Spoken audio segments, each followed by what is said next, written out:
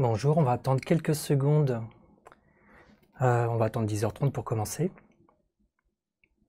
Vous pouvez écrire dans le chat normalement et moi je verrai vos messages.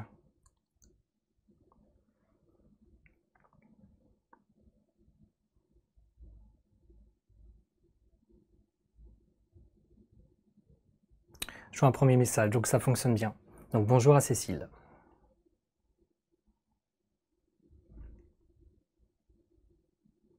Bon, il est 10h30, je vais commencer. Alors, je suis Florent Nouguet, je suis enseignant depuis plus de 20 ans et je suis ici pour vous parler d'intelligence artificielle et en particulier de ChatGPT à l'école. Alors, intelligence artificielle. Intelligence, c'est quelque chose qui est plutôt apprécié, qui est recherché. Alors que le mot artificiel fait souvent réagir plutôt de manière négative. Artificiel, c'est souvent ce qui est faux, trompeur, sans âme. Et comme le chantait Louise Attaque il n'y a pas si longtemps, notre amour est éternel et pas artificiel. Alors effectivement, ChatGPT n'est pas là pour nous faire trouver l'amour, mais pour nous faire gagner du temps. Et ça, on peut l'avouer, moi en tout cas, c'est une idée que j'aime beaucoup. Alors aujourd'hui, mon intervention a pour but de faire le point sur ce qu'il est possible de faire facilement avec ChatGPT en classe ou pour préparer la classe. Alors bien sûr, il existe de nombreux autres outils d'intelligence artificielle avec une version payante, mais aujourd'hui, je vais me concentrer uniquement sur ChatGPT car il y a déjà beaucoup à dire. Voilà, je vais donc donner des exemples de ce que ChatGPT fait facilement pour nous, pour la classe, mais aussi ce qu'il fait un petit peu moins bien. Et à la fin de ce live, je vous livrerai le bêtisier de ses plus grosses perles avec moi. Je vais également faire le point sur certaines limites et certains risques liés à l'utilisation de ChatGPT. Alors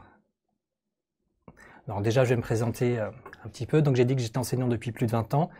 J'ai commencé en maternelle, puis longtemps, j'étais enseignant spécialisé dans le milieu du handicap moteur, puis j'étais référent numérique, puis je suis revenu en maternelle tout en étant formateur. Si vous me connaissez, j'ai également un site depuis 10 ans qui s'appelle Classe de Florent, où je propose à la fois des jeux comme la Bibotte ou des outils pour la classe comme, là vous le voyez, un puzzle, image prénom. Je travaille également avec Nathan et MHM pour proposer des versions numériques des jeux proposés par Nathan et MHM. Je suis également auteur de jeux de jeux physiques comme La Maison des Sons chez Nathan et du livre Un jour un problème, moyen grand chez Nathan. Vous pouvez me retrouver sur les grands réseaux sociaux, Instagram, Facebook, TikTok, YouTube avec le nom Classe de Florent et mon propre nom Florent Nouguet sur LinkedIn et Blue Sky. Alors, c'est une première vidéo pour moi pour l'équipe de Passion Pédagogie qui est centrée sur des valeurs d'excellence, de solidarité et d'innovation.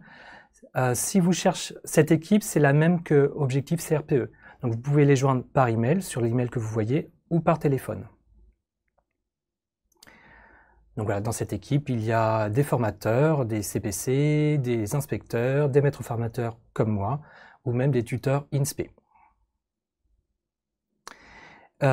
Et Passion Pédagogie propose 3 parcours de formation: réussir mon année de PE, l'essentiel pour doper votre gestion de classe, et bien-être enseignant. Donc voilà pour Passion Pédagogie. Alors, maintenant je vais en revenir à mes premiers pas sur l'IA. Donc je suis un enseignant, je suis une personne assez geek. Donc quand des outils d'intelligence artificielle se sont démocratisés en 2022, j'ai plongé dedans. J'ai découvert coup sur coup DALL-E pour construire des images, mais aussi Midjourney et tout simplement ChatGPT. Et j'avoue que j'étais fasciné. Donc j'ai créé des images. Je me suis amusé avec ChatGPT à lui créer du texte, des histoires. Par exemple, l'histoire de Choupi et la galette à la manière de Maxime Chatham. Alors oui, c'est loufoque, mais je pense que je ne suis pas le seul à avoir émis des requêtes loufoques de ce genre. Alors voilà, j'ai eu l'impression de vivre une véritable révolution technologique et j'en profite pour vous donner cette citation. « Les livres seront bientôt obsolètes dans les écoles. Notre système scolaire va complètement changer d'ici 10 ans. » Cette citation, c'est la citation d'un homme très célèbre, particulièrement intelligent, qui a déposé plus de 1000 brevets. Alors, je ne sais pas si vous connaissez la personne qui a fait cette citation. Si vous appréciez André Tricot, vous l'avez peut-être. Cette citation, elle date de 1913 et c'est Thomas Edison. Ce qui prouve que voilà, on peut être un très grand savant, être très intelligent et se tromper lourdement sur le rapport entre les révolutions technologiques et ce qui va se passer à l'école. Voilà, Thomas Edison était tellement fasciné par l'invention du cinéma qu'il a cru qu'elle allait transformer l'école. Alors oui, le cinéma c'est une invention fascinante, mais le cinéma n'a eu aucun impact majeur ou mineur sur l'école. Voilà, alors donc la question, maintenant, en 2025, est-ce que ChatGPT va vraiment révolutionner le monde de l'école? Est-ce que c'est une évolution technologique importante comme le cinéma et qui n'aura pas d'effet sur l'école? Voilà, est-ce que c'est un outil parmi d'autres capable du meilleur ou du pire? Alors il y a quelques jours, quelques semaines, j'ai livré un sondage sur Instagram, vous pouvez y répondre à nouveau. L'intelligence artificielle et vous, est-ce que vous êtes plutôt enthousiaste? J'adore l'IA, c'est l'avenir. Est-ce que vous êtes plein d'espoir, curieux, optimiste? Est-ce que vous êtes plutôt mitigé, partagé? Vous attendez de voir? Ou est-ce que vous êtes craintif? Vous êtes inquiet pour l'avenir? Donc je peux peut-être laisser quelques secondes dans le chat pour pouvoir y répondre à nouveau.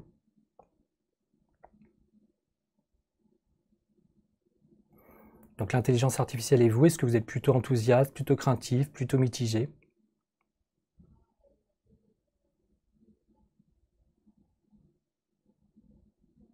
En tout cas, ce qu'on peut voir sur le sondage Instagram, ouais, je vois mitigé. Effectivement, beaucoup de personnes sont mitigées, voire même craintives. On peut être aussi curieuse et optimiste. Moi, j'avoue que je suis un petit peu les quatre. Je suis donc à la fois enthousiaste, je l'ai dit tout à l'heure, mais j'avoue qu'il y a l'intelligence artificielle peut présenter certains dangers. Et d'un autre côté, l'intelligence artificielle peut nous faire gagner beaucoup de temps. Sur Instagram, j'avais aussi posé des questions ouvertes. Voilà, si vous avez des questions par rapport à l'intelligence artificielle de manière générale. Donc au cours de ma présentation, je regarderai régulièrement le chat pour voir si vous avez des questions et pour essayer d'y répondre. Voilà, je vois mes curieuses, puisque je suis le live aujourd'hui. Oui. Alors, une des questions qui est venue, comment formuler au mieux sa demande pour avoir une réponse la mieux adaptée. Donc ça, je vais y répondre. Ensuite, résultat toujours catastrophique pour générer une image. Comment faire avec Canva? Donc je ne vais pas parler de Canva aujourd'hui, mais de ChatGPT qui fournit aussi des images. On va parler de la génération d'images. Quel est le meilleur site pour générer des images? Donc aujourd'hui c'est ChatGPT. On pourra peut-être comparer sur un autre live. En haut, je pense qu'il va falloir mettre en place des cours pour que les élèves repèrent l'IA sur Internet. Quand je vois des adultes tomber dans le panneau et commenter sur des faces, ça me fait m'interroger sur l'avenir de l'humanité. Donc c'est vrai que sur Facebook, par exemple, on voit de nombreuses images faites par l'IA où beaucoup de personnes tombent dans le panneau.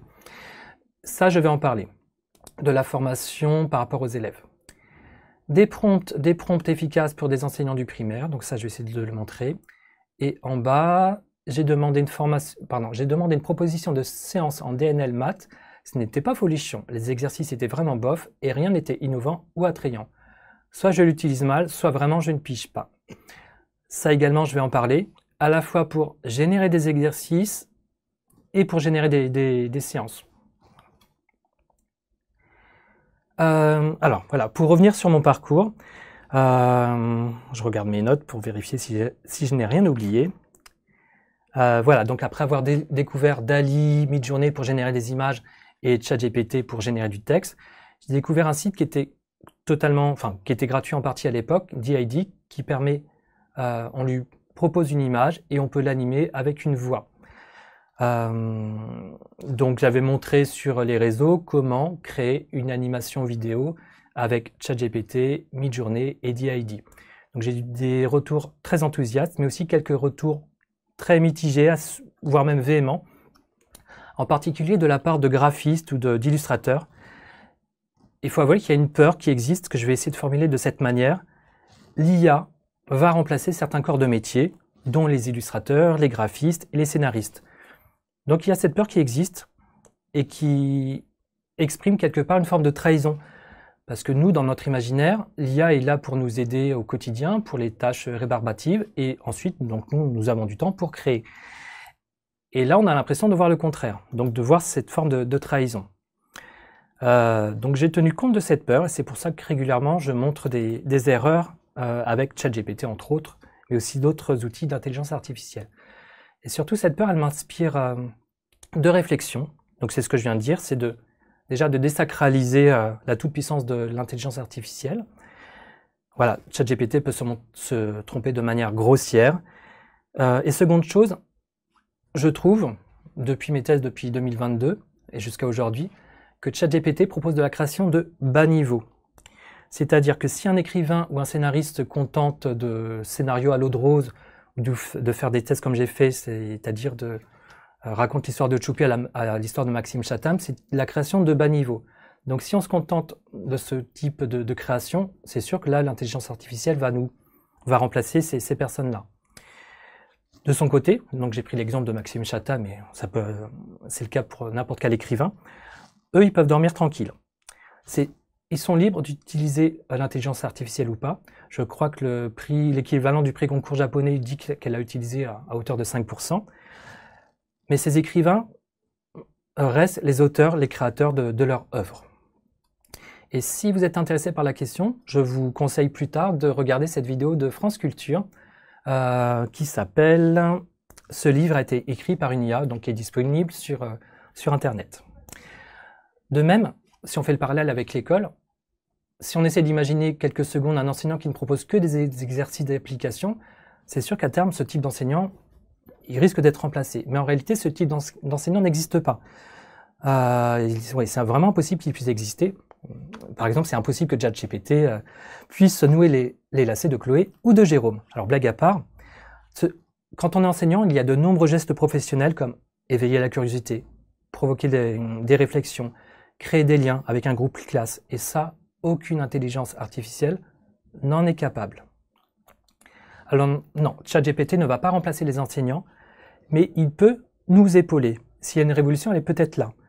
ChatGPT est un outil puissant qui ne vaut rien sans nous pour lui donner du sens. Je vais donc vous proposer de découvrir concrètement ce que ChatGPT peut faire pour nous et ne peut pas faire pour nous, pour préparer la classe par exemple, mais également, pour répondre à une des questions d'Instagram tout à l'heure, comment il est important d'utiliser ChatGPT pour aider nos élèves à devenir des citoyens éclairés. Donc voilà le sommaire, ce que j'ai prévu. Qu'est-ce que ChatGPT? Des exemples pour la maternelle, pour l'élémentaire. Alors une précision, ce que je vais présenter pour la maternelle, c'est valable en partie pour l'élémentaire, voire pour le collège. Pareil pour l'élémentaire, il y a des choses qu'on peut réutiliser pour les enseignants maternels ou pour les enseignants du second degré. La question des bulletins, parce que je vois des enseignants qui sont tentés de rédiger les appréciations avec les bulletins. L'éducation aux médias, qui est nécessaire. Le brainstorming.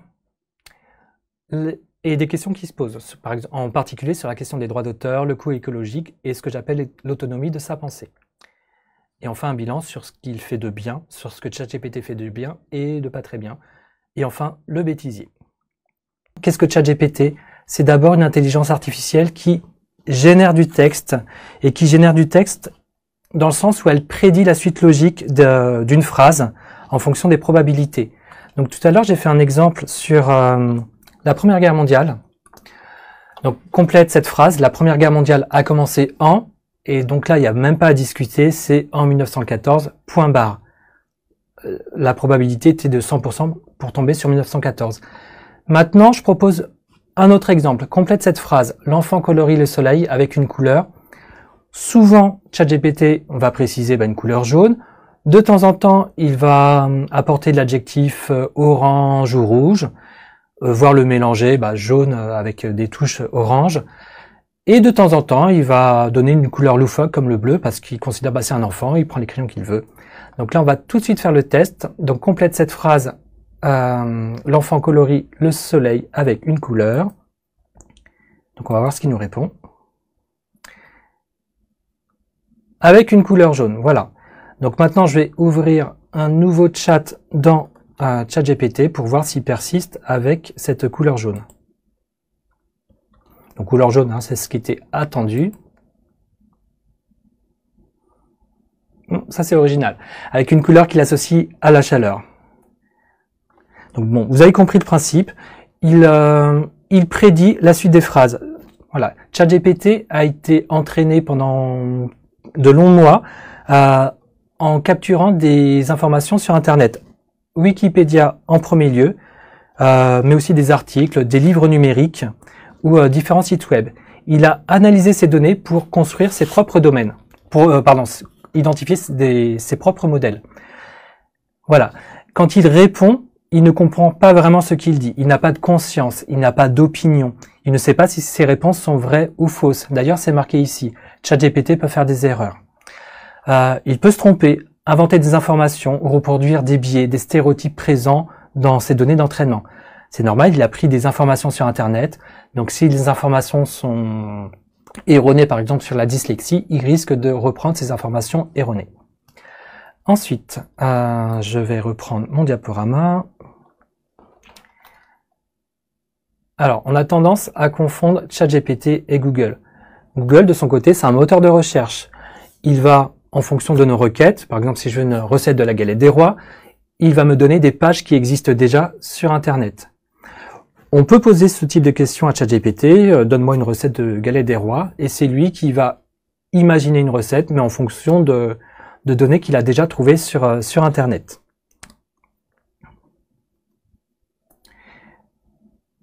Ce qu'il faut retenir, c'est que pour une demande simple, le langage naturel suffit. Il n'y a pas besoin d'avoir de prompt très avancé. On peut simplement écrire à ChatGPT, donne-moi une recette de galette des rois. Je vais essayer de faire l'exemple. Je copie-colle ma requête. Je vais sur Internet. Je fais un nouveau. Je colle ma requête. Ce qui peut être intéressant, c'est qu'ensuite on peut adapter la recette pour dire j'ai pas d'œuf, ou c'est embêtant pour faire une galette, ou je suis allergique, je ne sais pas, je ne veux pas de rhum, ou je ne veux pas de sucre, et il va s'adapter. Alors je reviens à la suite.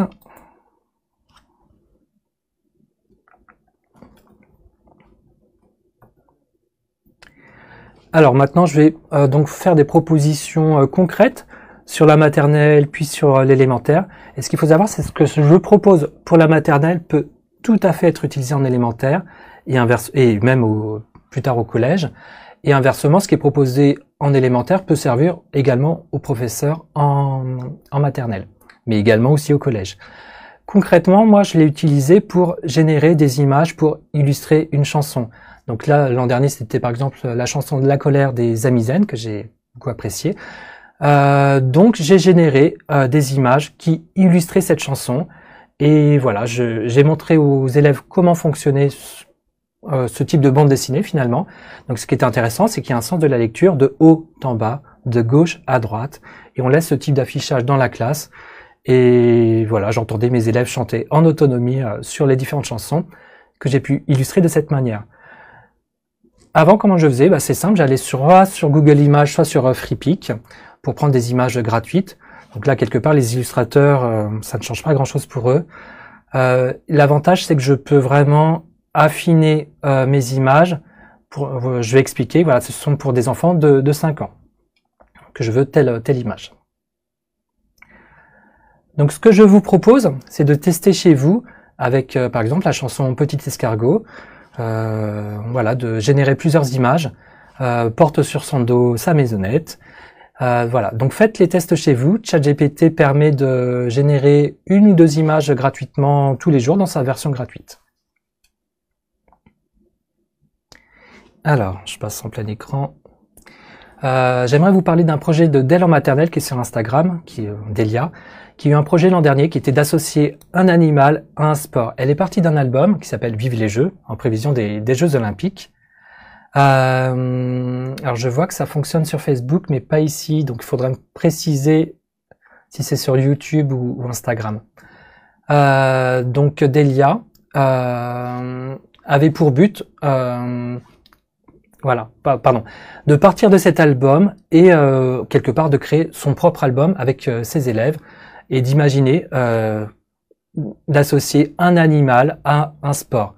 Par exemple, là on voit sur la photo, l'écureuil fait de l'escalade.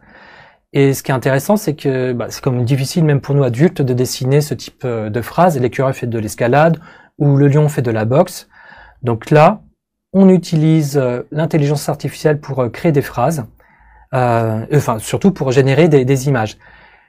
Quelque chose qui est important, c'est que l'adulte est toujours présent, c'est en atelier dirigé. Et ça, c'est valable pour l'élémentaire, et moi je dirais au moins jusqu'en 6e, 5e, de ne pas laisser les élèves en autonomie sur Internet, tout simplement. Donc ce qui est intéressant, c'est que les élèves ont compris qu'il fallait être précis dans son prompt, dans sa commande pour générer des images. Et cette notion de précision, on va la retrouver en élémentaire et bien sûr au collège. Alors je vois que ça fonctionne pas bien sur le site de Passion Pédagogie, mais que les équipes sont en train de régler ça. Voilà, sinon donc, je vous invite à suivre sur YouTube, Facebook et peut-être Instagram. Alors ce qui est aussi intéressant avec Delia, d'elle en maternelle, c'est qu'elle en a profité avec ses élèves en maternelle pour faire de l'éducation aux médias. Ce qu'on voit sur l'ordinateur, sur Internet, ce n'est pas toujours la réalité. Là, ils ont pu créer des images un peu rigolotes, un cheval qui joue au foot ou des singes qui font de la boxe. Ce sont des images inventées. Et quand on a 5 ans, c'est quelque chose qu'on peut comprendre. Et voilà, c'est une première éducation aux médias que je trouve intéressante à faire dès la fin de la maternelle. Alors ensuite, je me suis interrogé, depuis 2022,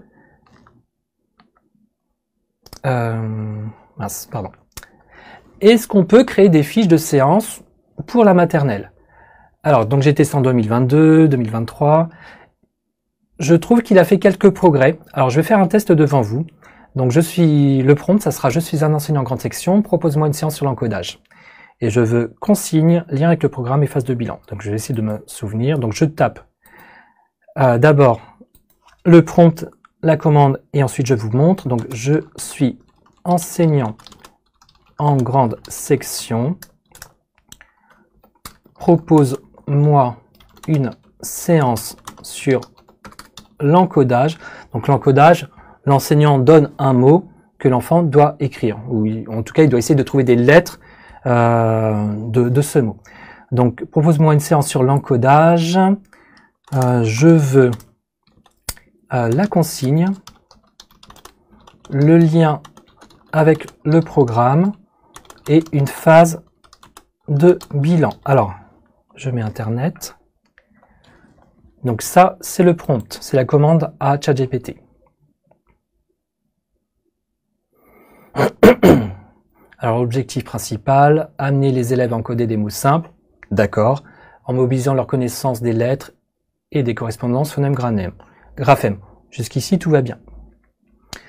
Mobiliser le langage dans toutes ses dimensions, c'est bien ça. Alors, support, une image, pourquoi pas, un objet, oui, c'est bien. Chat, lune, table, bateau.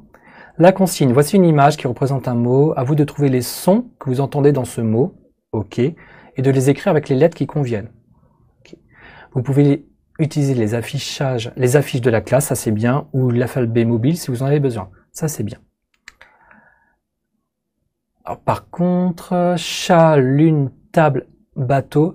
En tant qu'enseignant expérimenté en grande section, on n'a pas la même difficulté entre bateau, avec des lettres explosives, et lune, par exemple. Ou même table, avec le B et le L qui se suivent, c'est un mot qui est assez difficile.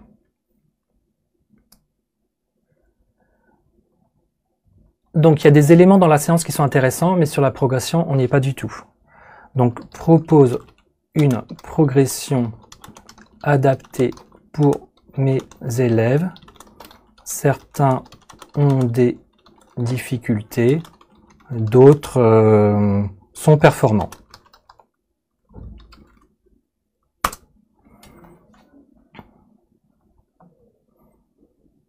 Alors, voyons voir sa progression, qui n'avait pas sur ma première commande. Alors, je vais baisser un petit peu. Le premier son de soleil, oui, pourquoi pas. Alors, les élèves en difficulté, limiter des mots avec des sons voyelles simples, A, I, O. Alors, je suis d'accord sur la progression, mais des mots avec simplement A, I, O, ça n'existe pas. Des élèves performants, travailler avec des mots comprenant des digraphes, ch, ou, on. Ok. Mais la progression est encore un petit peu vague. On n'a pas les étapes intermédiaires, on n'a pas forcément d'exemples de mots. Alors, je vais revenir sur mon diaporama. Donc, ma conclusion, en tout cas pour la maternelle, il peut donner des pistes, il peut éventuellement nous inspirer, mais nous restons maîtres. Et si j'ai un message à donner aux enseignants débutants, qui ne connaissent pas bien l'encodage, c'est d'abord de se baser sur tout simplement des ouvrages pédagogiques, où on a des enseignants spécialisés ou des inspecteurs qui ont beaucoup réfléchi sur le sujet et qui vont vous donner des indications beaucoup plus précises avec une vraie progression. Et voilà. Alors je vais passer à la suite. Non, je me suis trompé. Je gère la technique en même temps, enfin des parties de la technique. Alors, ce qu'il faut retenir, pour une demande précise, il faut apporter un contexte. Donc, je l'ai montré tout à l'heure, je suis enseignant en grande section. C'est pas pareil de grande section ou CM2, bien sûr. Pour générer des images, c'est pour un enfant de 5 ans. Première précision. Parfois, il faut le relancer. On l'a vu, il n'y avait pas de progression réelle pour l'encodage. La première réponse est souvent générale. Donc, il faut le relancer pour préciser ou pour corriger, pour obtenir une réponse plus adaptée. Ce que j'ai montré avec une progression. On va passer à l'élémentaire. Donc, pareil, je vais faire des tests. Imaginons, j'ai des CM2, je veux une dictée avec l'imparfait et l'accord en genre et en nombre. Alors, pareil, je vais taper d'abord ma nouvelle requête et ensuite je vais vous montrer. Donc, fais une dictée d'un niveau CM2, utilise l'imparfait et l'accord en genre et en nombre. J'ai fait une petite faute, mais ChatGPT gère bien les fautes. Alors, je vous montre ma requête avant de la lancer. Voilà, donc fais une dictée d'un niveau CM2, imparfait, accord en genre et en nombre.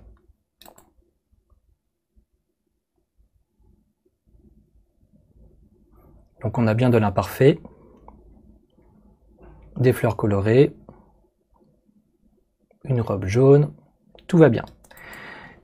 J'attends qu'ils finissent et je vais préciser, j'ai aussi des CM2. J'ai également des élèves en CM1. Sous-entendu, est-ce que tu peux adapter cette dictée? La dictée, elle fait combien de lignes? Elle fait 5, 6, 7 lignes. Donc c'est toujours le même thème. Hier, le vent soufflait doucement dans les arbres. Voilà, la dictée est un peu plus courte. Maintenant, je vais préciser, j'ai un élève très lent. Adapte cette dictée en texte à trous. Je veux 6 trous.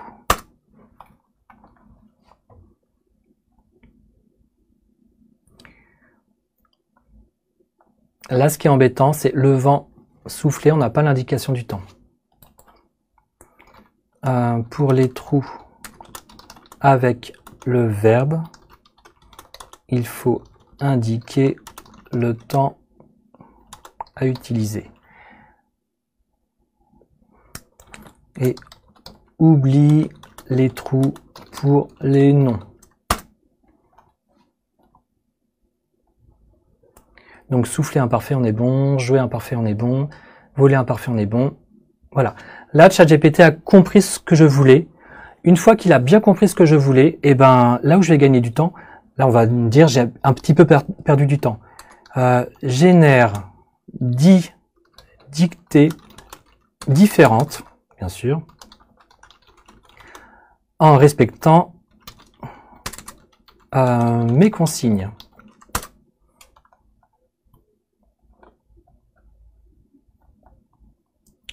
Donc première dictée, le pique-nique. Deuxième dictée, une journée à la plage, etc., etc. Donc je vais garder ce chat en mémoire si je suis enseignant CM1, CM2. Et de temps en temps, je vais le relancer. Peut-être que je vais changer le thème, je vais l'adapter. Mais là, ChatGPT a compris exactement ce que je voulais. Et donc, il va me faire gagner du temps pour générer des dictées. Je reviens sur la suite. Donc là, on était sur les dictées. Voilà, donc l'adaptation, j'ai un élève qui est très lent. Donc là, je vous ai montré, je vous ai fait la démonstration en direct. Et voilà, je veux 10 dictées différentes en utilisant mes critères. Ce qu'il faut retenir, c'est que ChatGPT a besoin d'être guidé pour respecter notre demande. C'est ce que j'essaie de vous montrer. Quand il est bien paramétré, il devient un gain de temps important pour générer plusieurs variantes d'un exercice, en particulier pour les dictées. Préparer des amorces. Propose une histoire simple à compléter pour ma classe de CE1. Alors pareil, je vais faire la démonstration. Donc je vais ouvrir un nouveau chat dans ChatGPT. Et ensuite je vous montre. Propose une histoire simple. Oula, ça évite de voir mes fautes. Une histoire simple à compléter pour ma classe de CE1. Donc là, vous voyez, je donne le contexte.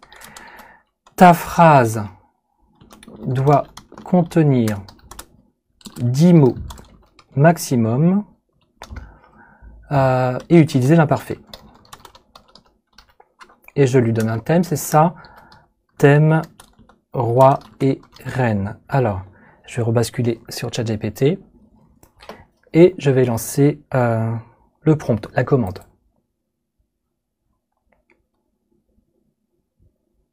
Ok, il a compris. Donc maintenant qu'il a compris le roi et la reine chercher un trésor perdu, ça me va. Propose 10 histoires de ce type en respectant mes critères. Donc on est bon, le roi et la reine voyageaient dans un royaume mystérieux. Le roi construisait un immense pont au-dessus du fleuve pour la 3. A priori, tout me va. Hein. Donc là, on a des amorces. Je rebascule sur le diaporama.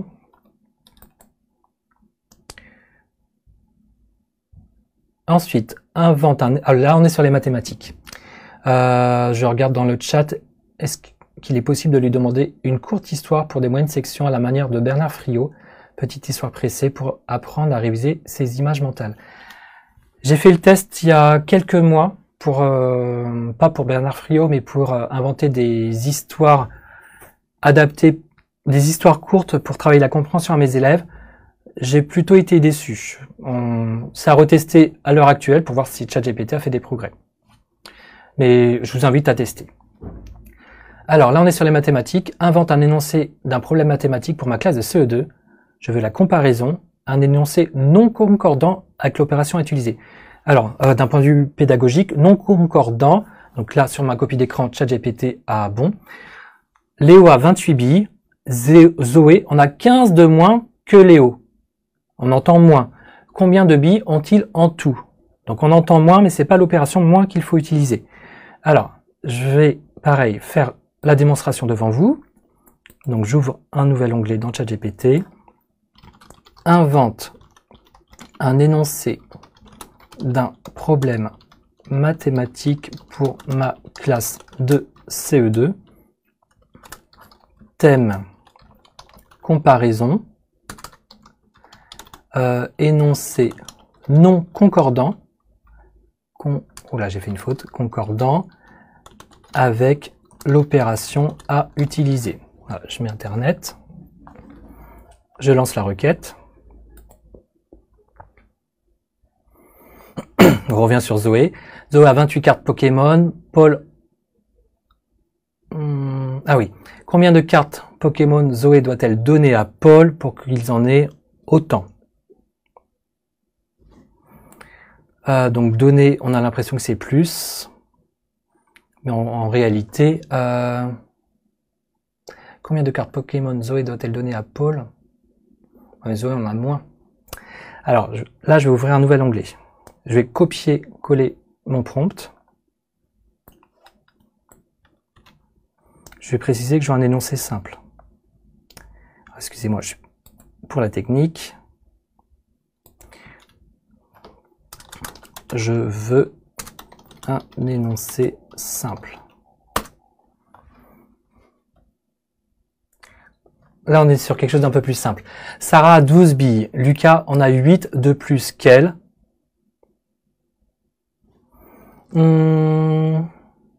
Combien de billes Lucas a-t-il en tout? Mais là, c'est une addition. On était bon tout à l'heure. Non, ce n'est pas un énoncé non concordant. Là, il s'est trompé.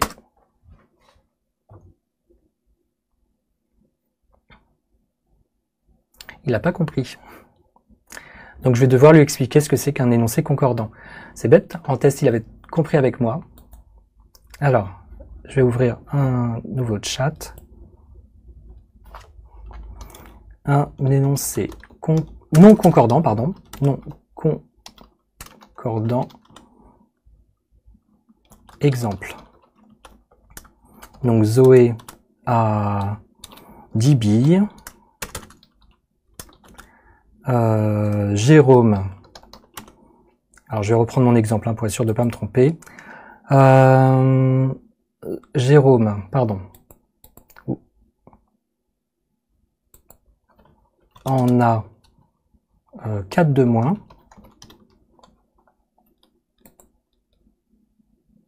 Oui, combien de billes ont-ils en tout?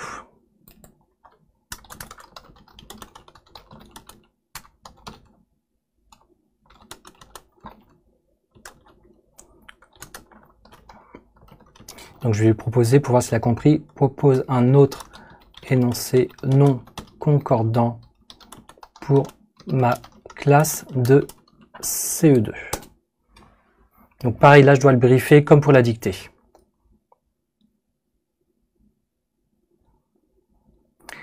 Je suis un peu déçu là.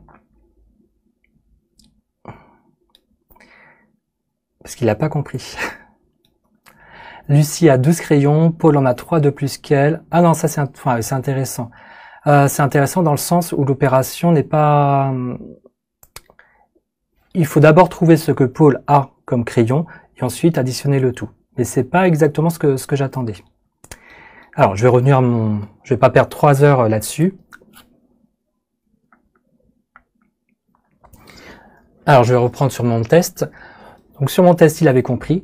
Donc c'est un peu comme la dictée. Une fois qu'il a compris ce qu'on attendait de lui, et ben là on peut lui proposer 10 énoncés non concordants puis concordants, et ensuite de mélanger ces énoncés concordants et discordants.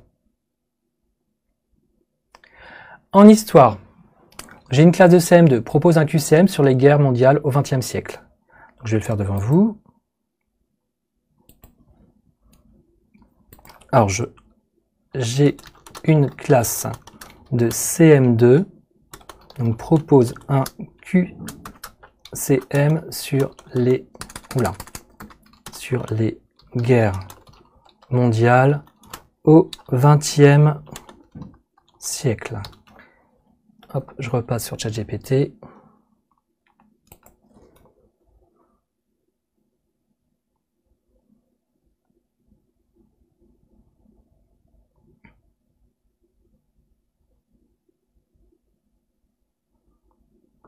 Donc il propose, il n'y a pas de souci. Ce qui m'embête un petit peu, c'est que les réponses sont indiquées. Donc je vais le préciser, je ne veux pas les réponses indiquées. Et je veux des cases à cocher pour les propositions. Je ne veux pas les réponses indiquées, qui soient indiquées. Je veux des cases à cocher. Est-ce qu'on le voit? Oui, là on voit. Et ce qui va être intéressant, c'est que ça, on peut le copier-coller.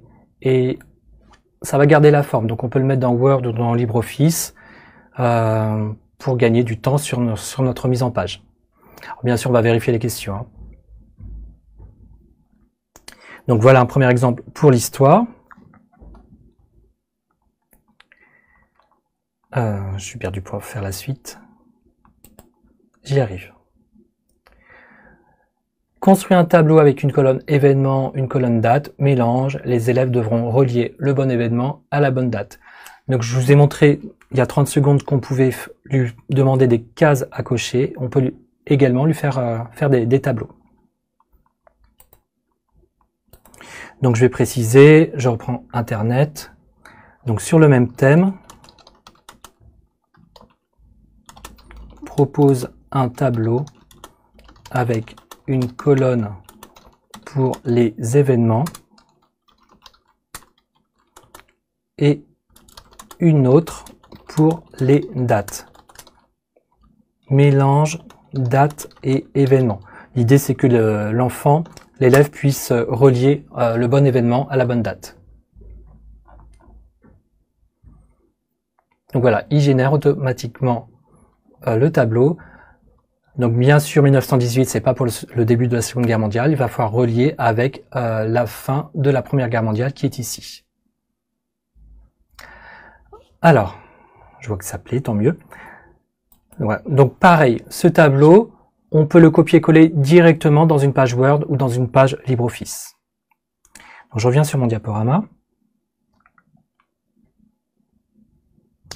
Voilà, ce qu'il faut retenir, c'est qu'on peut préciser à ChatGPT le format souhaité. Je l'ai montré tout à l'heure, un QCM avec des cases à cocher, des textes à trous pour la dictée tout à l'heure, des bullet points, donc là je ne l'ai pas montré, mais vous avez compris le principe, mais également des tableaux. Et ce qui est très intéressant, c'est qu'on peut copier-coller cette mise en forme dans un traitement de texte. Ce que je peux proposer, c'est en histoire de faire des entretiens avec des personnes célèbres. Exemple avec Jules Ferry. Donc on va donner un rôle à ChatGPT. Tu es Jules Ferry et tu réponds aux questions d'un journaliste. Alors je peux vous montrer directement. Donc on va ouvrir un nouvel onglet, un nouveau chat. Tu es Jules Ferry. Tu dois répondre aux questions d'un journaliste. Attends mes questions avant de répondre. Je vais vérifier s'il a bien compris. As-tu bien compris? Il a bien compris. Alors, je vais vous donner un exemple d'une question généraliste. Jules Ferry, que proposez-vous pour lutter contre la crise du recrutement,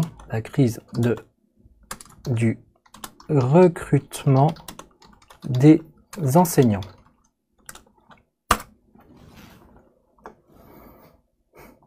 Si j'étais encore en mesure d'agir aujourd'hui, alors revaloriser le métier d'enseignant. Ok. Former davantage et mieux. Améliorer les conditions de travail. Ce que je veux montrer, c'est qu'en posant des questions généralistes, on a souvent des réponses convenues. Donc là, je vous ai montré un exemple, c'était à peu près la même chose.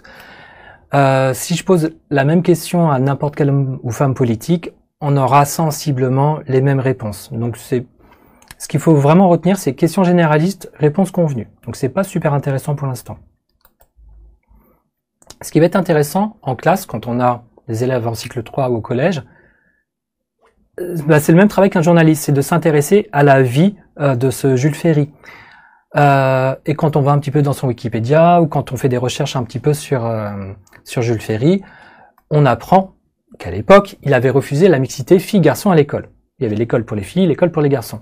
Pourquoi l'avoir refusé à l'époque? Alors, là, je vous ai montré un exemple de réponse qu'il m'a fait lors de mes tests, donc je vais le refaire devant vous. Donc, lorsque vous étiez ministre, vous avez refusé la mixité filles-garçons à l'époque. Pourquoi l'avoir refusé à l'époque? Donc je rebascule sur ChatGPT. On a ma consigne. On va voir ce qu'il nous répond aujourd'hui. Donc une question délicate. Il est important de replacer cela dans le contexte de l'époque. Donc oui, il a préconisé la séparation des filles et des garçons dans les établissements scolaires. C'était lié à des considérations sociales et pédagogiques, mais également influencé par les mentalités de mon époque qui diffèrent beaucoup de celles d'aujourd'hui. Donc il parle des rôles sociaux différenciés, des préjugés moraux et religieux, et des questions pratiques. Je reviens sur le diaporama. Orienter le type de réponse souhaitée. Tu dois donner une information étonnante, véridique et peu connue du grand public au sujet de Jules Ferry. Donc ça, c'est valable pour les personnages vraiment connus qui ont un Wikipédia. Puisque je vous ai expliqué tout à l'heure que ChatGPT a en gros aspiré les données de Wikipédia. On va pas le faire sur une personne inconnue. Alors pareil, tu dois donner une information étonnante, véridique et peu connue du grand public sur Jules Ferry. Donc dans mon exemple, il parlait il était un fervent défenseur de la colonisation. Alors quand on a fait des études d'histoire, on le sait, mais peut-être que le grand public ne le savait pas. Il parlait, je cite, du devoir des races supérieures de civiliser les races inférieures. Fin de la citation. Je reviens sur le navigateur. On va voir s'il donne la même information.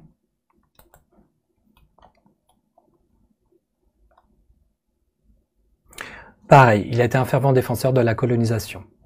Donc là, il va me citer une information assez similaire. Donc c'est intéressant aussi d'utiliser cet outil pour trouver des informations peu connues et ensuite l'interroger. Ben voilà pourquoi vous avez défendu la colonisation à l'époque. Je reviens sur la suite. Est-ce que ChatGPT je regarde le chat, est-ce que ChatGPT prend en compte les données validées ou non de Wikipédia?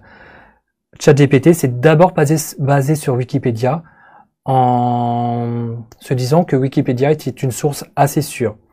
Ce qui n'empêche que ChatGPT peut faire des erreurs. Alors, je reviens sur mon diaporama. Donc, avec cette information, là, on peut orienter nos questions. Donc, Jules Ferry, j'ai appris que vous étiez un défenseur de la colonisation. Pouvez-vous m'expliquer pourquoi? Et là, ce qui est aussi intéressant, utilisez une analogie dans votre réponse. Donc là, dans mon test, imaginez un jardinier expérimenté qui découvre un terrain laissé à l'abandon. Voilà, il va utiliser une image pour se justifier. Alors, on peut utiliser un point de vue historique, utiliser une analogie, un exemple, des chiffres, une perspective étonnante, etc., etc. Voilà, pour orienter le type de réponse qu'on veut de ChatGPT. Oui, Wikipédia n'est pas toujours juste, oui, tout à fait. Si vous voulez en savoir plus, parce que là j'ai fait un résumé, j'avais écrit un article, je crois en 2023 sur mon site, Classe de Florent dans la partie blog, interviewer des personnages historiques avec l'intelligence artificielle entre rêve et réalité. Je continue, voilà ce qu'il faut retenir. On peut donner à ChatGPT un rôle historique, un métier, une spécialité, etc. Par exemple, tu es Jules Ferry, tu es Marie Curie. Ce qui va être important, c'est comme pour les journalistes, si on prépare pas notre interview, on aura des réponses bateau. Donc c'est important de s'intéresser un petit peu à la vie de ce personnage historique et voilà, de le relancer ensuite pour affiner les questions et les réponses.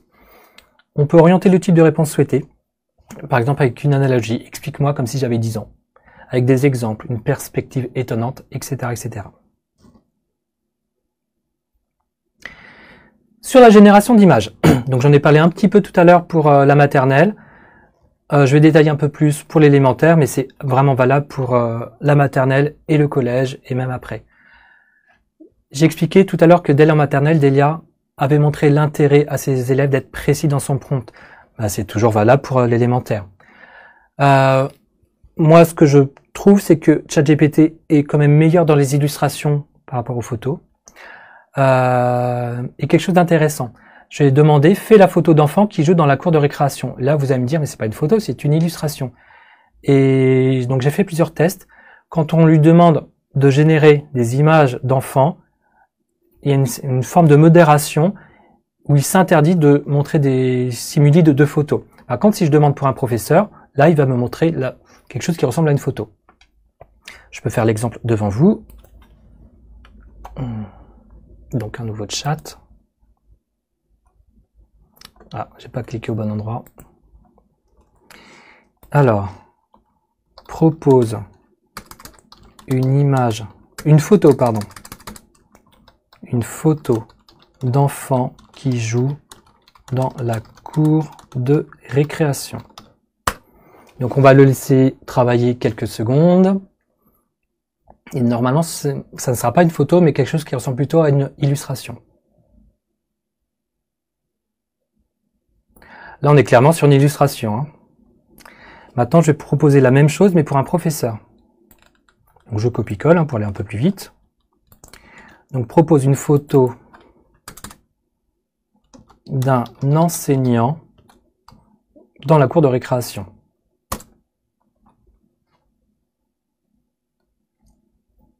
Donc on le laisse travailler quelques secondes. Et là on a quelque chose qui ressemble plus à une photo. Oui, on devine des élèves, mais ils sont vraiment floutés. Je vais revenir sur mon premier exemple. Quand on zoome un tout petit peu, on voit qu'il y a toujours un problème avec les doigts en particulier. Et là, on voit des doigts coupés. Il y a aussi un problème avec la négation. Je vais vous montrer tout à l'heure. Si je demande une pizza sans olive à ChatGPT, il va se tromper à chaque fois. Ou très régulièrement, ce sera plus fort que lui, il va proposer des olives. Et j'ai envie de dire qu'on a le même problème, nous, êtres humains. Si je vous demande ne surtout pas imaginer une girafe avec un long cou, donc ne surtout pas imaginer cette girafe avec le long cou, généralement vous l'aurez en tête, parce qu'on a du mal à nous-mêmes à gérer la négation. ChatGPT, quelque part, c'est un petit peu pareil. Il va prendre les mots, il va pas tenir compte de la négation. L'EMI, donc l'EMI c'est l'éducation aux médias. Je vérifie ce que j'avais à dire dessus. C'est ce qu'on va travailler. Oui, c'est l'idée de pouvoir créer des images qui sont fausses. Donc ensuite, je vais vous montrer des exemples d'images avec un style et un format. Alors, je me mets sur le bon endroit. Voilà.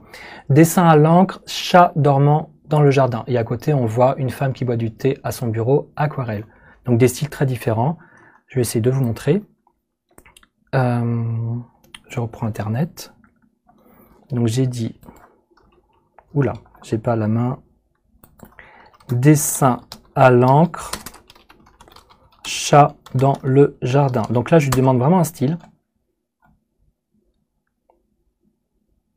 Donc on attend quelques secondes pour générer l'image.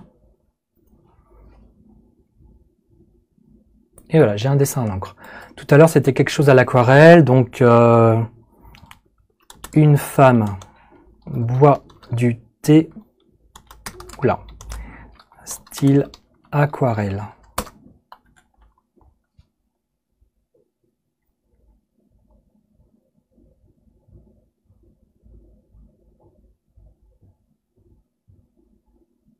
Donc, pareil, on attend quelques secondes. On a une image qui ressemble un petit peu à ce que j'avais en exemple. Hop. Oui, ça ressemble aux mêmes dispositions des plantes. Alors, je continue. D'autres exemples. Alors, je ne vais pas tous les faire, mais je pense que vous avez compris le principe. Alors là, je vais lire, j'écris petit. Style impressionniste, un homme dormant dans une gare, format portrait. On peut non seulement avoir le style, mais aussi si on veut du portrait ou du paysage. Là, pareil, je voulais du portrait, c'est un super-héros dans un style dessin animé, avec un arrière-plan sur une ville, format portrait. Et au contraire, format paysage ici. Pareil, format paysage. On peut aller encore un petit peu plus loin. Je veux un format rond avec un fond blanc. Pourquoi? Parce qu'ensuite, cette image, je vais la copier-coller et la mettre dans Photofiltre et je vais enlever ce fond blanc et je peux l'utiliser dans différents projets. Donc là, c'était un personnage chibi masculin avec des lunettes. Donc je vous laisse tester tout à l'heure chez vous.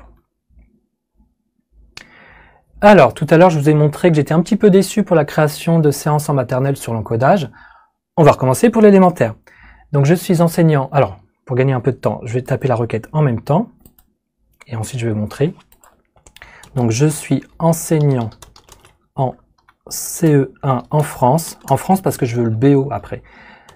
Construit une séance en résolution de problèmes avec la multiplication. Il faut la consigne exacte, un déroulé clair et précis.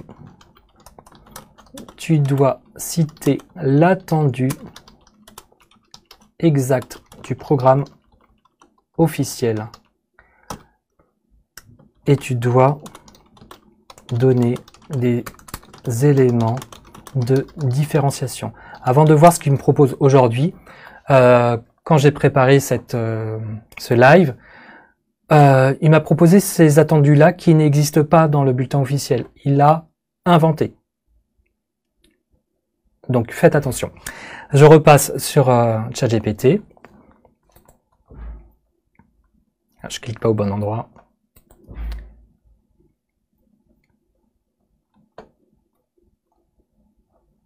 Je descends pas au bon endroit. Donc ok, on a une consigne exacte. Pouvez-vous reformuler pour être sûr que vous avez bien compris, d'accord. Phase de recherche, pourquoi pas. Addition répétée, utilisation de la multiplication, c'est juste.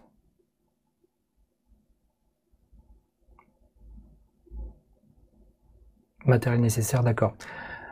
Ce qui va être embêtant, c'est qu'il y a des éléments, on ne va pas pouvoir lui faire confiance. Donc c'est ce que j'ai montré dans ce que j'ai préparé. Là, pardon, je reviens sur le diaporama.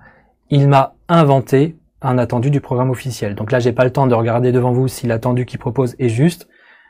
Mais il y a quelques jours, il s'est trompé avec moi en tout cas. Enfin, c'est même pas qu'il s'est trompé, c'est qu'il a inventé.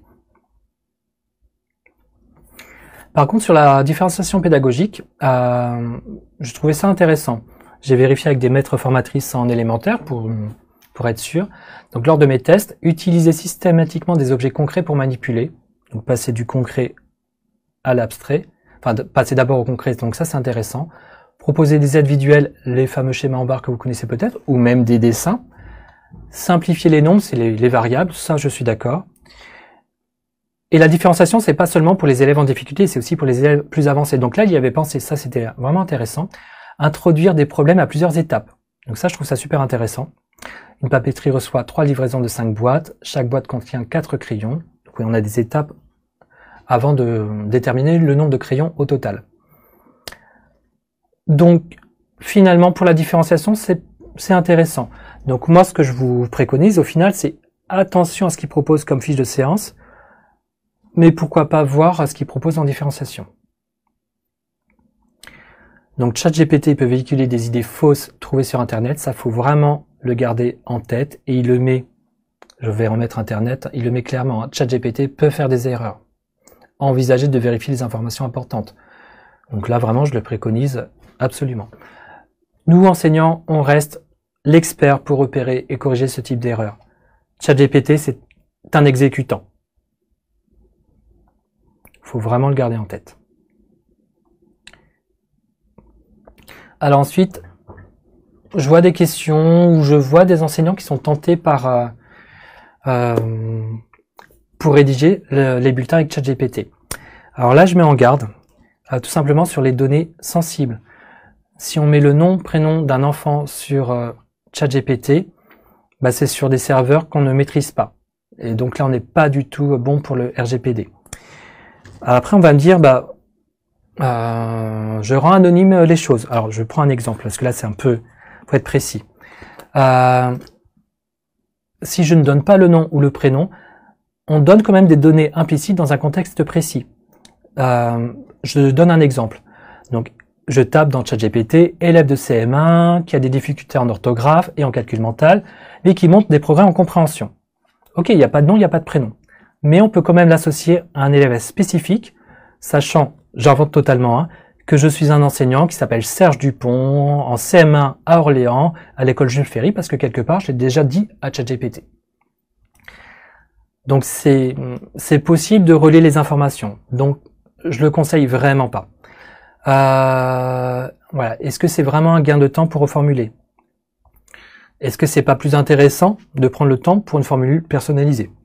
C'est une question rhétorique. Hein. Moi, je suis pour prendre le temps pour avoir une formule personnalisée. Donc rédiger ces bulletins avec ChatGPT, je conseille absolument pas. Ensuite, on passe à une question qu'on a vue, que j'ai vue sur Instagram, sur la nécessité de former les élèves. On l'a vu avec Delia Adèle en maternelle, où on avait une première approche de l'éducation aux médias. Le fait de dire à des enfants de 5 ans, bah voilà, ce qu'on voit sur l'ordinateur, c'est pas toujours vrai. Donc ça va être important de donner ces informations aux élèves. Si on utilise ChatGPT, il peut donner des informations fausses. Que des images sont inventées. Pourquoi pas utiliser un projet, hein? On va s'amuser à inventer des images. Bah, vous voyez bien que ces images n'existent pas. Mais j'ai aussi envie de dire que tout ce qui est un tox, on n'a pas attendu ChatGPT pour créer des fausses informations. Ça existait déjà du temps des réseaux sociaux, mais même avant les réseaux sociaux, la rumeur a toujours existé. Et c'est toujours difficile de lutter contre les rumeurs. Mais j'ai envie de dire, c'est justement l'occasion en rêve d'éduquer aux médias. Alors je vais vous donner quelques pistes. Alors, je passe en plein écran. J'ai deux collègues, Audi Mécresse, que vous pouvez retrouver sur Instagram, ainsi que Mimi Flexi. Voilà, elles ont... Audi Mécresse a proposé une image, une photo truquée à ses élèves. On voyait un cerf dans le jardin d'une école. Elle a rajouté le logo BFM. Elle a demandé à ses élèves, alors, est-ce que c'est vrai ou pas? Bah oui, il y a le logo BFM. Donc ce qu'elle propose, c'est quelque chose de tout simple. Et puis on a un autre exemple avec le pape en doudoune, une image qui a beaucoup circulé. C'est d'utiliser deux outils qui existent et qui sont gratuits. C'est la recherche d'images inversées par Google ou avec un site qui s'appelle Tinai. Alors le fameux pape avec sa doudoune, on va la retrouver parce que c'est une image qui a beaucoup circulé, mais pour dire que c'est une création de l'intelligence artificielle. Et si on fait cette recherche avec le cerf dans le jardin d'une école, on va pas la retrouver en image inversée. Mimi Flexi qui propose aussi la réalisation d'émissions Info Intox. Donc ces deux personnes sont sur Instagram, elles parlent régulièrement de l'éducation aux médias. Donc je vous invite à vous connecter à leur compte. D'autres ressources, alors le Clémy qui est qui est institutionnel. Donc il y a des Clémy dans il y a le Clémy national, il me semble, et puis des Clémy par académie. Dans chaque département, on a des référents numériques qui peuvent ou pas proposer des actions sur Info Intox, par exemple. Voilà, c'est une séquence qui est toujours intéressante à mener avec ses élèves. Un livre que j'aime beaucoup, Les enfants et les écrans, coordonné par Anne Cordier et Séverine Herel. Donc je vous ai parlé de Mimi Flexi et Audi Mécresse qui ont participé au CAD, par exemple, sur cette question de l'EMI. Et une autre collègue, Podax, que vous pouvez retrouver sur Internet, sur Instagram, et qui propose sur son site des pistes de programmation en EMI. Quelque chose qui est important quand même.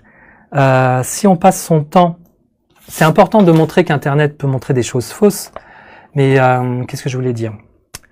Dans le cas de l'EMI, il ne faut pas se concentrer uniquement sur les fake news pour ne pas mener à une culture de la défiance. C'est ce qui est dit dans ce livre Les enfants et les écrans. Si on est tout le temps critique, si on a une critique systémique qui amène à tout critiquer et tout rejeter, finalement ça favorise l'adhésion à des discours complotistes. Donc l'EMI, ce n'est pas seulement traquer les fake news. On peut en faire, mais il faut aussi faire autre chose dans le cadre de l'EMI. Ensuite, alors je repasse avec ce type de présentation. Alors, quand on est enseignant, on a le droit de réfléchir. Imaginons, nous sommes formateurs et nous préparons une animation sur l'encodage. Je regarde le temps, je suis large. Donc, exemple de requête, je suis formateur. Alors, je vais le faire en direct avec vous. Donc, j'ouvre un nouvel onglet. Donc, je suis formateur, je donne le contexte. Je dois faire une animation pédagogique sur l'encodage. Donc l'encodage, c'est l'enseignant qui donne un mot à écrire aux enfants en grande section, voire en moyenne section. Sur l'encodage à l'école maternelle. Quelles seraient les idées importantes à développer? Alors, je passe sur ChatGPT. Donc, je vais lancer la requête. Donc, définir l'encodage. Oui, bien sûr. Traduction d'une idée. Alors, en maternelle, c'est surtout un mot en signe. Ce qu'on entend, on peut l'écrire. Développer la conscience phonologique, oui, bien sûr. Le lien oral-écrit, oui, bien sûr. Initie les élèves aux règles de la langue écrite. Alors, une progression pédagogique. Oui, petite section des jeux d'écoute. Là, je suis d'accord pour identifier les sons. Les rimes, c'est trop tôt pour la petite section. Pourquoi pas en moyenne section, mais en petite section, non. Des jeux d'écoute, oui, mais les rimes, non. Manipulation libre des lettres. Oui, pour se familiariser avec les lettres, d'accord. Identifier en moyenne section les phonèmes dans des mots simples. Alors, quel type de phonèmes? Les phonèmes simples, oui, mais qu'est-ce qu'on appelle des mots simples? Travailler sur la segmentation des syllabes, pourquoi pas? Grande section dictée muette avec des images. Donc ça, c'est un classique, d'accord. Encodage de mots simples à l'aide de l'alphabet mobile, ok. Ça reste généraliste hein, pour l'instant. Hein. Moi, je tiens pas une animation pédagogique avec ça, hein. Pas du tout. Hein. Dictée muette, utiliser des cartes images. Oui, on a le principe, on n'a pas vraiment la progression. Hein. Différenciation pédagogique. Alors, je reviens sur mon diaporama. Oui, dans mon exemple, il avait encore moins compris. Hein. Donc, je lui demande, est-ce que tu connais l'écriture rapprochée? Il me sort des généralités. Et oui, je lui demande, est-ce que tu connais la classe fictive ou la classe imaginaire de Mireille Brigodio? Je vais le faire devant vous. Alors, pardon, je reprends ChatGPT. Oups. On voit, c'est bon. Alors, est-ce que tu connais la classe fictive ou la classe imaginaire de Mireille Brigodio? J'ai fait une faute, mais c'est pas grave, il va comprendre. Ou pas. Alors, Mireille Brigodio, il l'a. Classe fictive, classe imaginaire. Alors, des situations pédagogiques idéales ou typiques permettant d'analyser les pratiques enseignantes en maternelle. Non. Classe fictive. Ouais, en plus, il différencie les deux. Quelque part, c'est la même chose. Une classe construite comme un modèle hypothétique où les élèves réagissent de manière prévisible. Alors là, il n'y est pas du tout. Donc, il continue d'inventer. Donc, je reprends mon diaporama. Il s'était trompé de la même manière. Donc, classe fictive, hein, Mireille Brigodio, il a une approche pédagogique. Les élèves sont invités à participer à une simulation de vie de classe. Donc, là, c'est n'importe quoi. Pour vous donner des éléments sur la classe fictive de Mireille Brigodio, c'est le fait d'inventer un élève dans sa tête. Donc, c'est l'enseignant qui invente. Voilà, c'est une fille qui a une jupe rouge et qui joue au foot dans la cour de récréation. Donc, les élèves vont d'abord dessiner cet élève et ensuite, on va expliquer aux élèves, bah, cette élève, elle s'appelle Lala. Je répète, Lala. Et les élèves essaient d'écrire des lettres qui correspondent à ce qui est entendu. Donc là, une nouvelle fois devant vous, ChatGPT invente totalement. Donc ChatGPT n'est pas fiable pour les analyses didactiques. Il peut proposer des généralités, voilà, et parfois des erreurs ou même des inventions. Et donc, je trouve qu'on risque de perdre du temps en utilisant ChatGPT pour construire ce type d'animation pédagogique pour un formateur. Autre chose, je suis plus formateur, mais je suis enseignant en élémentaire. Je me pose des questions sur l'intérêt du schéma en barre en résolution de problèmes. Ce qui est assez préconisé en ce moment, c'est d'utiliser le schéma en barre pour résoudre des problèmes en élémentaire. Voilà, je suis enseignant, j'ai des doutes là-dessus. Donc, peux-tu me donner différents points sur les intérêts et les limites? Et ce que j'ai trouvé intéressant, triste malheureusement, dans ces propositions, c'est un soutien pour les élèves visuels. Alors, je vais vous lire. Les élèves ayant un profil d'apprentissage visuel bénéficient particulièrement de cet outil pour structurer leur pensée. Alors, le coût des profils d'apprentissage, lorsque moi j'ai débuté, j'y croyais. C'était monnaie courante. Et finalement, on a appris que c'était pas bon. Hein. C'est ce qu'on appelle un neuromythe. Donc, je lui pose la question, est-ce que ça existe vraiment un profil d'apprentissage visuel? Est-ce que ce n'est pas un neuromythe? Et là, oui, l'idée de profil d'apprentissage visuel, auditif, kinesthésique, auquel je croyais il y a 15 ans, est aujourd'hui largement considéré comme un neuromythe par la recherche scientifique. Donc là, encore une fois, c'est normal, hein, il a puisé des informations sur Internet. Donc cette information sur les profils d'apprentissage est largement répandue, mais c'est faux. Ensuite, donc là on était sur la didactique. Maintenant, réflexion pédagogique avec ChatGPT. Je suis dans la peau d'un enseignant, je suis en CE1, j'ai des élèves qui ont des problèmes de comportement, je ne sais pas quoi faire. J'ai entendu parler des problèmes de comportement avec 4 couleurs. Si un élève se comporte mal, il change de couleur. Qu'en penses-tu?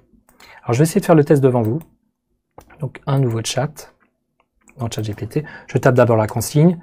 Je suis enseignant en CE1. J'ai des élèves qui ont des problèmes de comportement. Je ne sais pas quoi faire. J'ai entendu parler des tableaux, excusez-moi, j'ai du mal, des tableaux de comportement avec 4 couleurs. En gros, quand on est dans le vert, tout va bien. Quand on est dans le noir, c'est une catastrophe.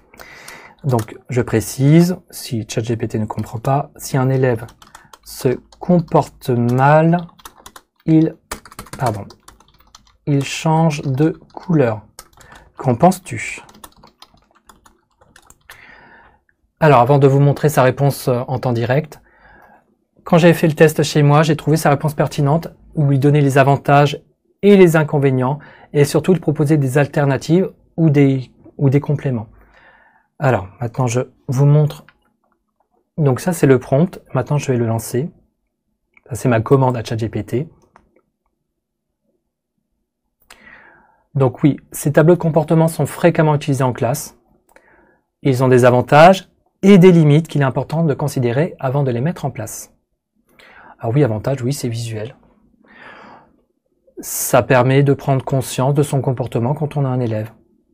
Régulation immédiate, oui.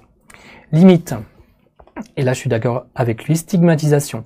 Les élèves peuvent se sentir humiliés ou étiquetés devant leurs camarades, ce qui peut affecter leur estime de soi. En gros, entre nous, c'est toujours les mêmes élèves qui seront dans la couleur rouge ou dans le couleur noir. Donc ils vont être habitués à ce type de comportement. Donc oui, c'est normal que je sois dans le noir, donc je vais garder mon comportement. Accent sur le négatif, peu de remédiation. Donc ça dépend des enseignants. Il y a des enseignants qui permettent de remonter dans le vert et d'autres pas. Donc si on peut pas remonter dans le vert, là je trouve ça vraiment dommageable parce que si on est si ça fonctionne par semaine, si on est dans le noir dès le lundi ou dès le mardi, si je n'ai aucun moyen de remonter, le jeudi, le vendredi, je peux mettre le bazar. Hein. Approche alternative ou complémentaire. Renforcement positif. Mettre en avant les bons comportements avec des compliments. Eh oui. Créer des tableaux, des efforts ou des réussites. Eh oui.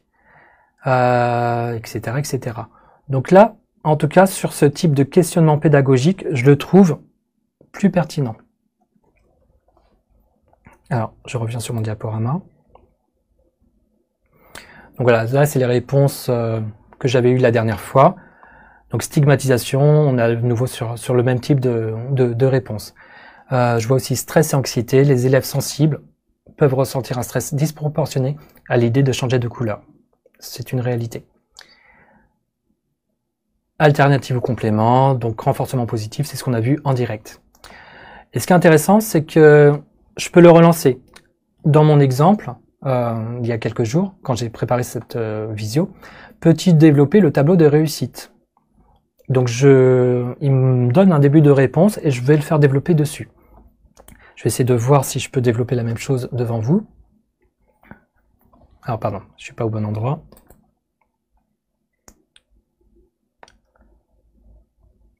Est-ce qu'il donne un exemple, une alternative? Alors, oui, le tableau des efforts.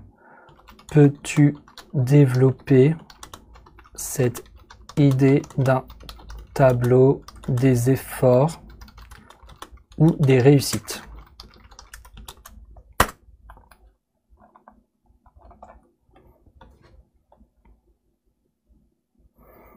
Donc il va expliquer le contexte, une approche encourageante et bienveillante, ce qui n'empêche pas d'être exigeant bien sûr. Hein. Objectif, fonctionnement, donc ça c'est intéressant. Donc autant sur la didactique, à l'heure actuelle, il n'est pas bon, mais sur la pédagogie, pourquoi pas. Donc je reviens sur mon diaporama. Pardon, je suis pas au bon endroit. Donc ce qu'il faut retenir, c'est que ChatGPT peut être utile pour réfléchir sur des pratiques pédagogiques. Et quelque chose que je n'ai pas forcément montré, la règle de la relance. Si une relance précise n'apporte toujours pas de réponse satisfaisante, n'insistez pas. C'est-à-dire que ChatGPT n'est pas capable de comprendre ce qu'on attend de lui. Si je reviens sur mon exemple des dictées tout à l'heure, je voulais des textes à trous. Imaginons, j'ai le verbe à l'infinitif, mais pas l'indication du temps. Donc je relance, est-ce que tu peux indiquer le temps entre parenthèses? Il se trompe une fois, deux fois. S'il se trompe toujours au bout de la deuxième fois, c'est pas la peine d'insister. Soit je relance un nouveau chat, soit, pour ce type de question, il n'est pas satisfaisant. Alors, je vais aller un peu vite peut-être. Je vais parler de certaines limites qui ont été évoquées et auxquelles je suis d'accord qu'il faut se questionner, ou certains risques. Déjà sur le droit d'auteur. Donc on a vu tout à l'heure que ChatGPT, il a absorbé beaucoup de données sur Internet, sur Wikipédia, sur des livres. Donc sur quoi ChatGPT s'est entraîné.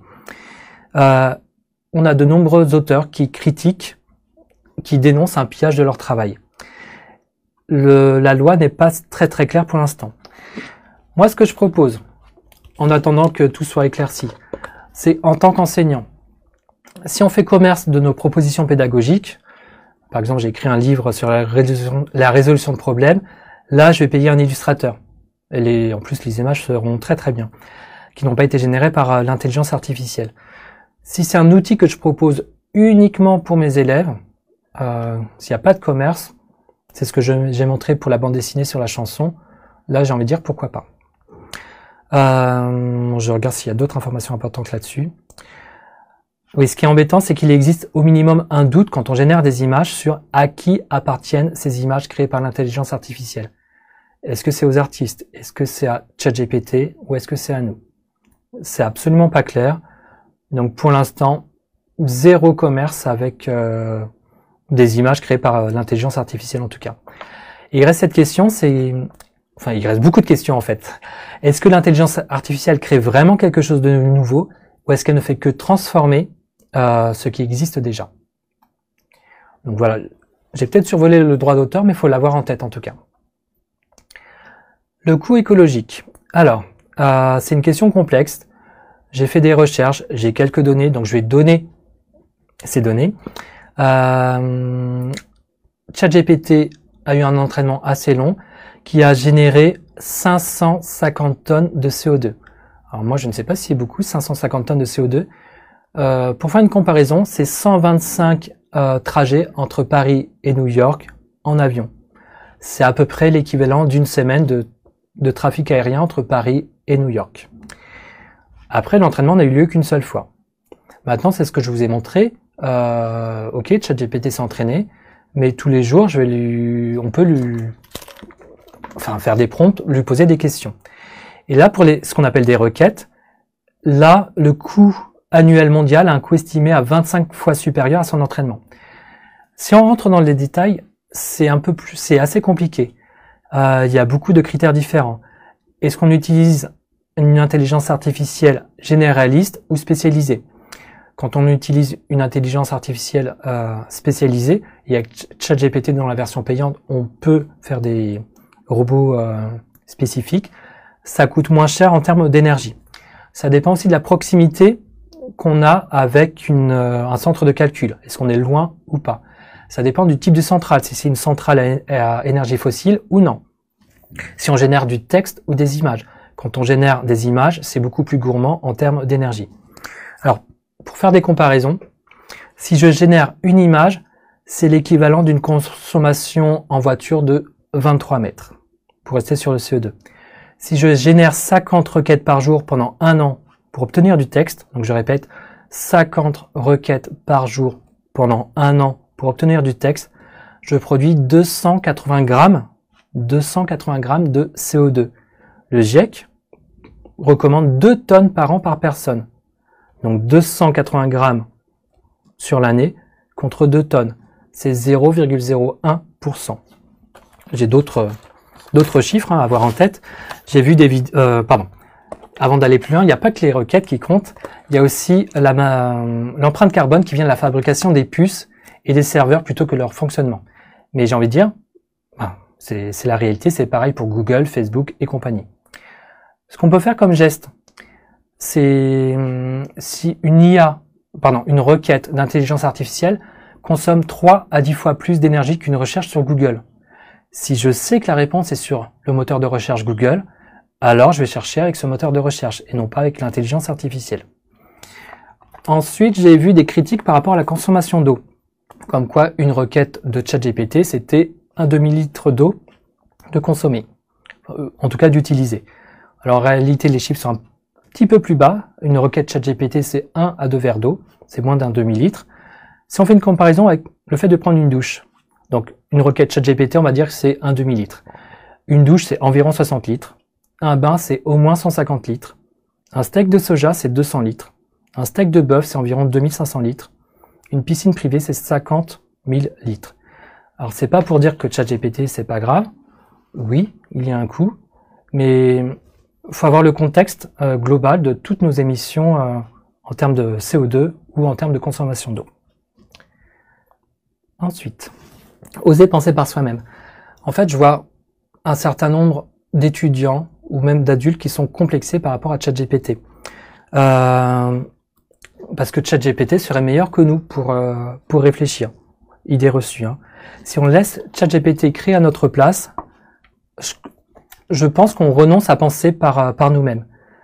Voilà, c'est ce complexe qui dit que l'IA c'est forcément mieux que nous. Peut-être qu'un texte produit par nous demandera plus d'efforts, pourra présenter des maladresses, des fautes, mais ce texte sera authentique et sera un reflet de nous-mêmes. C'est une marque de notre singularité, et moi personnellement, je ne tiens pas à y renoncer. Ce qu'il faut garder en tête, c'est que ChatGPT reste un exécutant qui travaille très vite, avec parfois des erreurs grossières. Il peut nous aider, mais on doit toujours vérifier ce qu'il nous propose, quitte à refuser, à rejeter ses propositions. C'est nous qui devons fournir les informations et pas le contraire. Il faut vraiment garder en tête que ChatGPT ne pense pas le monde, il utilise des probabilités pour composer des phrases. Et peut-être que la révolution, n'est pas d'utiliser l'IA en tant que telle, mais d'apprendre à mieux penser grâce à elle.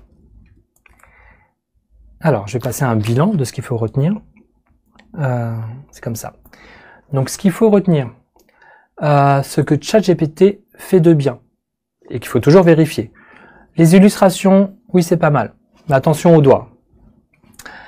Pour faire des exercices simples en série, je l'ai montré pour les dictées, pour les problèmes, j'ai eu des difficultés, j'avoue. J'étais un petit peu précis. Pour créer des amorces, des débuts de scénario, des QCM, des textes à trous, on le paramètre, et ensuite, il va nous générer à foison des dictées ou des problèmes. Pour faire des entretiens avec une personnalité, en lui donnant ce rôle, je le trouve intéressant. Le fait d'utiliser ChatGPT comme prétexte pour l'éducation aux médias.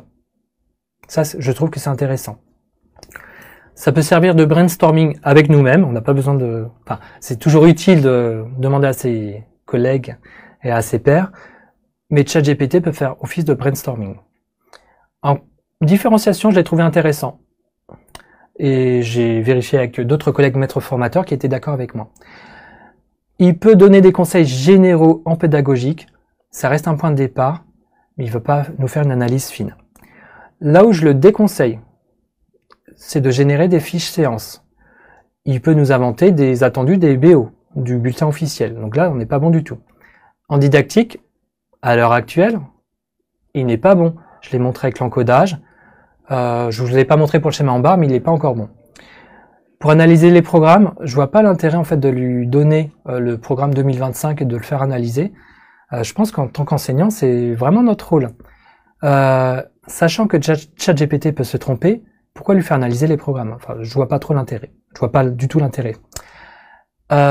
Conseil, adaptation, support pour la dyslexie, je l'ai à peine évoqué, mais j'ai vu une personne qui est spécialisée dans la dyslexie et qui dit un petit peu ce que j'ai dit tout à l'heure, c'est que ChatGPT se base sur ce qu'il a vu sur Internet, et sur Internet, il y a parfois beaucoup d'idées reçues, en particulier sur la dyslexie. Donc je vous déconseille de l'utiliser pour avoir des conseils sur l'adaptation des supports. Et je vous le déconseille formellement pour rédiger vos appréciations dans les bulletins, tout simplement pour des problèmes de RGPD, déjà. Et je pense que ça vaut le coup de prendre un petit peu de temps pour personnaliser notre appréciation. Le bêtisier de ChatGPT. Alors, j'ai pris 5 exemples. de perles avec moi. Alors le premier, j'ai la version payante et dans la version payante, on peut lui envoyer des PDF. Donc moi, je me suis dit, bon, il va peut-être pas analyser le fond de mon PDF, mais il va peut-être corriger mes fautes ou ma syntaxe. Comme je suis prudent, je lui demande d'analyser la première page, puis la deuxième page. Donc il me dit, oui, bah c'est très bien conçu, tout va bien. Donc je recommence, page 4 et 5, tout va bien, 6 à 10, tout va bien, 11 à 15. Donc en gros, il me dit que c'est très bien rédigé, il est gentil. Donc je lui demande la suite, les pages 51 à 60, les pages 61 à 70, il me répond toujours la même chose. Et en fait, j'ai eu un gros doute. Est-ce que tu peux me donner le titre de la page 61? Il me dit, bah, cache-cache dans le salon. Et c'était pas ça du tout, en fait. En fait, il m'a inventé totalement. Mon PDF, il faisait 60 pages. Donc, il n'y avait pas de page 61. Et donc, je lui montre à la fin, je lui demande combien y a-t-il de pages 60. Et j'ai pas, il manque une diapo. Voilà, c'est pour dire qu'il peut totalement inventer. Une que j'ai montrée sur Instagram ou TikTok ou YouTube, le fameux Charlie. Où est Charlie? Donc le jeu, je pense que vous êtes beaucoup à le connaître, c'est de chercher Charlie dans une grande image. Donc je lui demande s'il connaît et s'il peut proposer un dessin. Donc là, on n'a pas besoin de réfléchir 3 heures, on voit Charlie en évidence. Donc il me dit bonne chance pour le retrouver, il est gentil. Donc c'est bizarre, je vois 2 Charlie en évidence, je reviens en arrière. Il lui en faut un seul et difficile à trouver. Donc il recommence avec soi-disant un seul personnage de Charlie caché. Donc moi je le vois en évidence une fois là, une fois là, une fois là. Donc je vois 3 Charlie au premier plan, je répète, il faut un seul Charlie. Est-ce que tu peux recommencer? Et alors là, il me le met en évidence. Voilà, un Charlie caché dans une scène urbaine animée. J'espère que cette image sera plus conforme à vos attentes. Bah, pas du tout. Je l'ai évoqué tout à l'heure, ma fameuse pizza aux olives. On pourrait faire l'hamburger sans salade ou sans tomate. Montre-moi une pizza, pour lui donner un contexte. Donc voilà, tout va bien, une pizza. Est-ce que tu peux enlever les olives? Donc là, bah, les olives, on les voit toujours sur la photo. Non seulement à côté, mais si on regarde bien sur l'image. T'es sérieux, je vois beaucoup d'olives, je ne veux plus en voir. Donc il s'excuse, il est gentil. Donc il va créer une image d'une pizza margherita sans olives. Et ben là, on les voit à nouveau en évidence. C'est ce que je vous ai dit tout à l'heure sur le problème de la négation. Donc moi, maintenant, j'en joue beaucoup. Il a beaucoup de mal à gérer la négation pour générer des images. La charade. Pose-moi une charade. Donc, je vous la lis. Il invente cette charade. Mon premier est la première lettre de l'alphabet, A. Mon deuxième est une note de musique. Mon troisième est un possessif. Mon tout est ce que nous utilisons pour tous les jours pour voir. Donc, a priori, des lunettes. Mais lunettes, ça commence pas par A. Donc, je suis un peu perdu. Ou même des lentilles. Mais lentilles, ça commence pas par A. Donc, je lui propose A lama, ce qui veut rien dire. Il me dit presque. La réponse est œil. Alors, mon premier est la première lettre de l'alphabet, A. Pour œil, non. Mon deuxième est une note de musique, mi. On le voit pas. Mon troisième est un possessif, l. Donc, ce qui donne, nous obtenons, en assemblant les sons, nous obtenons amil qui se prononce œil. Pas du tout. Là, il invente. Bloqué. Ça, je l'ai pas forcément montré sur Instagram. Alors déjà, je lui demande, peux-tu me promettre de ne plus m'inventer des informations fausses? Donc je précise, c'était du temps de ChatGPT 3, quand il avait accès à Internet avec des données qui remontent jusqu'à 2021. Donc je lui demande qui est le maire de Massy en 2020. Normalement, il a accès à ça. Donc Massy, c'est une ville importante en Essonne. En 2020, le maire de Massy était Brice Robin. Alors pourquoi tu inventes? Alors je lui demande de ne pas inventer juste avant. C'était Nicolas Samson, je prononce mal. Donc il est désolé pour cette erreur. Alors c'est bizarre, je lui donne l'information, mais il me dit, vous avez raison, en 2020, le maire de Massy était Nicolas Sarkozy. On connaît peut-être pas Massy, mais on sait très bien que Nicolas Sarkozy n'a pas été maire de Massy. Donc il s'excuse. Ensuite, je lui demande, est-ce que tu peux inventer une histoire racontée par Serge Le Mito? Un personnage, si vous ne connaissez pas, qui raconte beaucoup de sornettes. Alors je suis désolé, mais en tant que modèle de langage développé par OpenAI, je suis programmé pour ne pas inventer de contenu offensant ou fictif sans contexte précis. Tu as bien expliqué que Nicolas Sarkozy était maire de Massy, tu peux bien inventer un texte pour Serge Le Mito. Et là, il se lâche. Voilà, donc le live se termine maintenant. J'ai pas vu de nouvelles questions, mais si vous avez des questions, j'ai envie de dire que c'est le moment. J'espère vous avoir apporté des informations, vous avoir montré en quoi ChatGPT peut être utile pour notre quotidien, pour préparer la classe ou éventuellement pour une utilisation en classe, tout en étant très clair, merci j'ai bien ri, tout en étant très clair sur les limites de ChatGPT. Donc tout à l'heure j'ai montré qu'il y avait j'avais créé une polémique en montrant comment créer une animation vidéo grâce à l'IA. Donc des retours très positifs, mais quelques retours très véhéments, où on avait clairement des illustrateurs qui avaient peur de perdre leur métier. Donc c'est depuis ce jour-là que j'essaie de montrer régulièrement des limites de ChatGPT, en particulier pour les illustrations. Donc Cécile, merci, c'était très intéressant, c'était clair. J'espère que c'était clair. Et voilà, vous pourrez retrouver cette intervention en replay, normalement. J'attends quelques secondes pour voir s'il y a des questions. Je crois qu'il y a un décalage. Donc c'était génial, merci. Les débutants comme nous perdront moins de temps. Oui, le but c'est de gagner du temps et pas d'en perdre. Donc j'ai vraiment montré là où ChatGPT peut nous faire gagner du temps et là où va nous faire perdre du temps. Si vous avez des questions, vous pouvez me retrouver sur Instagram avec le compte Classe de Florent, pareil sur Facebook. Que pensez-vous des écoles pilotées par l'intelligence artificielle? Je ne savais pas qu'il y avait des écoles pilotées par l'intelligence artificielle. Ça m'inquiète même. Ce sont des écoles privées.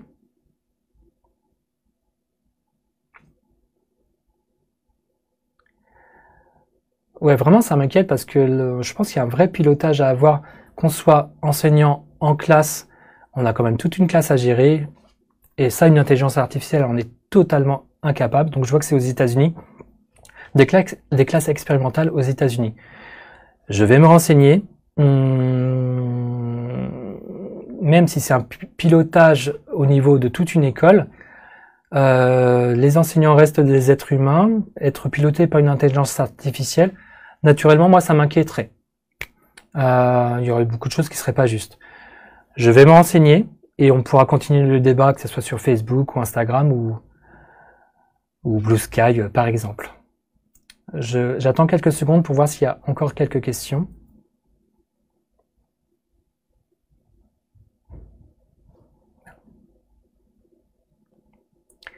Donc sinon, voilà, comme je le disais, vous pouvez me poser les questions ensuite en privé ou en public sur le post de Passion Pédagogique sur Instagram ou en privé tout simplement. Je vais arrêter le live, j'espère que je vais appuyer sur le bon bouton